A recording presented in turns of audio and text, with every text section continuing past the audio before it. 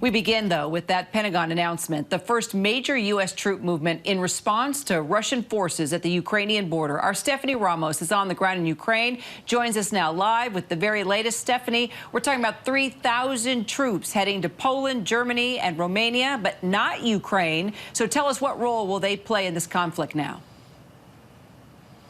Well, Kira, their role is to reassure, it's to deter, but their role is not to engage with Russian forces. You heard from John Kirby there at the Pentagon that said that this is in response to the security situation here. You heard the numbers: 2,000 U.S. troops heading to, or going to be deployed from Fort Bragg. 1,000 U.S. troops that are already stationed in Germany will be going to Romania. They will assist those NATO allies, some of which invited these troops to their country to help them and show this just a sign of solidarity here in the region.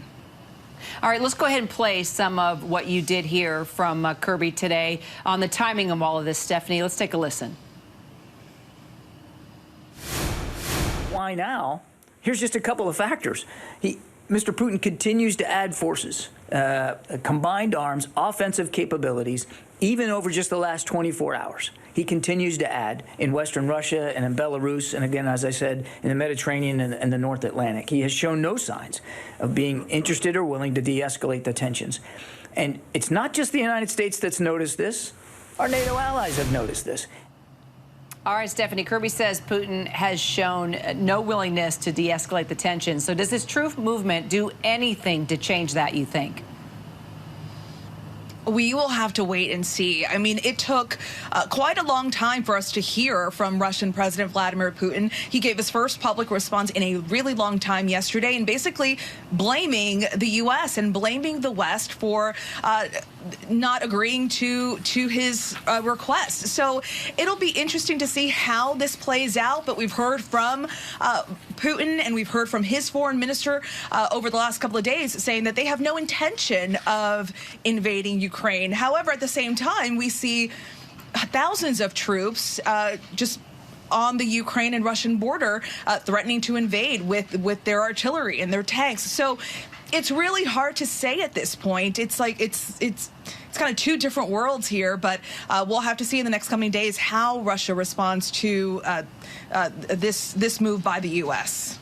What about the Ukrainian people? You know, you've been talking to them, spending time with them since you've been there. Also, has this move been welcomed by Ukraine's President Zelensky?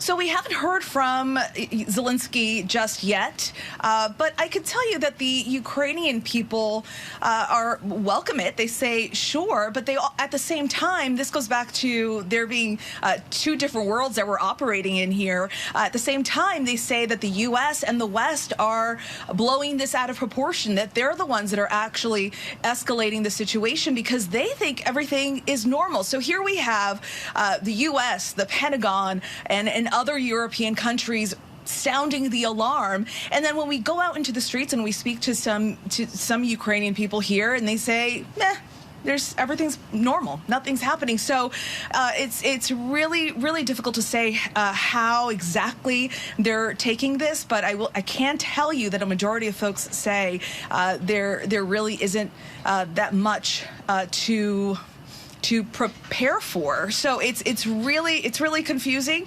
especially when we know that there are Russian troops just on the other side of the border. So taking that all into consideration, do you think we can expect more announcements like this, more deployments possibly in the days ahead, Stephanie? It's very possible. It's, again, hard to say what the next move will be from the Pentagon, from the White House. You have to keep in mind that this has been happening here for months. Russian troops have been moving in up against the Ukrainian border for the last couple of months. Obviously, it's intensified over the last couple of weeks, but this isn't new. So it's definitely reached another level. It's definitely escalated. So it's hard to say. It's kind of like in Putin's court, just to see how he reacts if he makes another public address and responds to the United States and their decision to have U.S. troops deploy to this region. So again, we'll just have to wait and see, Kira. All right, stay tuned. Stephanie Ramos there in Ukraine. Thanks, Stephanie. Hi, everyone. George Stephanopoulos here. Thanks for checking out the ABC News YouTube channel. If you'd like to get more videos, show highlights, and watch live event coverage, click on the right over here to subscribe to our channel. And don't forget to download the ABC News app for breaking news alerts. Thanks for watching.